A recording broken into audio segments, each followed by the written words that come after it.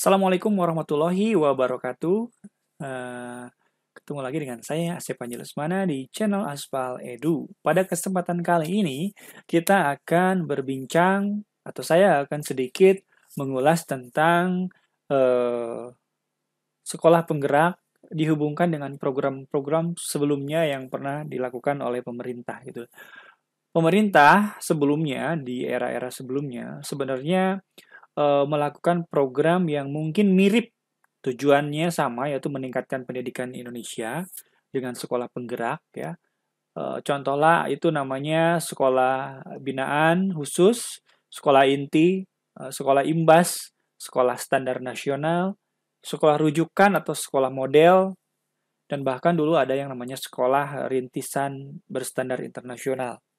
Nah, eh, semua program ini telah dilakukan. Plus minusnya telah dirasakan oleh kita sendiri. Namun secara keseluruhan, eh, mengapa program-program tersebut tidak berlanjut hingga saat ini? Ya, ada beberapa faktor. Yang pertama adanya kekurangan dukungan dari pemangku kepentingan. Yang kedua, inovasi yang berhenti di saat program itu selesai. Yang keempat, banyak pergeseran guru dan kepala sekolah. Dan yang kelima, eh, kekurangan partisipasi dari komunitas itu sendiri gitu ya. Nah, program sekolah penggerak dalam rangkaian program Merdeka Belajar dari Pak Nadiem melihat itu semua dan mencoba untuk mencari solusi dari permasalahan-permasalahan tersebut hingga pada akhirnya eh, program Merdeka Belajar Sekolah Penggerak ini nantinya akan didukung yang namanya organisasi penggerak. Nah, organisasi penggerak inilah yang nantinya akan mengintervensi sekolah atau membantu sekolah dalam peningkatan pendidikan, khususnya mungkin peningkatan kualitas guru ataupun peningkatan kualitas pembelajaran itu sendiri. Ya, organisasi penggerak inilah yang berbeda. Ya, inovasinya ada di sini. Jadi kalau sebelumnya dilakukan program itu lebih ke internal, ke guru atau sekolah. Nah, kalau organisasi penggerak itu dilakukan oleh komunitas atau organisasi yang berada di luar sekolah. Sehingga nanti orang-orang yang memiliki kemampuan, orang-orang yang memiliki kapabilitas yang cukup handal itu bisa tergabung di organisasi penggerak itu sendiri. Nah, untuk lebih lengkapnya, berikut ini adalah kutipan dari Pak Nadiem Makarim. Kita selama ini sudah mencoba beberapa hal untuk menemukan formula daripada sekolah penggerak ini. Ada beberapa yang sukses, ada beberapa yang kurang sukses. Kita dulunya punya program binaan khusus, sekolah inti, sekolah imbas. Jadi sekarang pertanyaannya apa sih yang beda dengan problem ini, dengan program ini?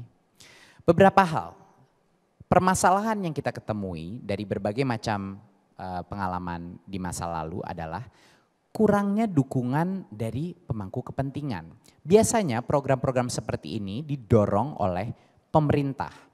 Dan pada saat pemerintah programnya berubah atau mungkin kebijakan berubah, program itu momentumnya mulai turun. Dan pada saat pendanaan misalnya selesai karena program pemerintah selesai, programnya pun tidak berkelanjutan. Dan selama program itu terjadi banyak sekali pergeseran guru dan kepala sekolah yang sebenarnya tidak bisa terjadi kalau kita ingin meningkatkan kemampuan sekolah penggerak tersebut. Komunitas pun tidak terlalu banyak dilibatkan. Jadi bagaimana program organisasi penggerak ini berbeda? Yang berbeda adalah organisasinya. Yang berbeda adalah ini adalah suatu gerakan yang bukan dilaksanakan oleh pemerintah, tapi dilaksanakan oleh berbagai macam organisasi yang sudah beraktivitas di dunia pendidikan, yang selama ini sudah bekerja keras untuk mencoba meningkatkan kualitas pendidikan di Indonesia.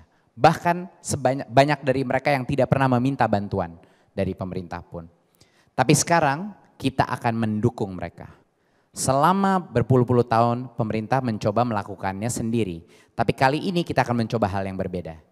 Kita akan melakukan penciptaan sekolah-sekolah penggerak dengan berbagai macam metode. Dengan menghormati keberagaman metode yang ada di dalam komunitas kita, yang ada di dalam masyarakat kita.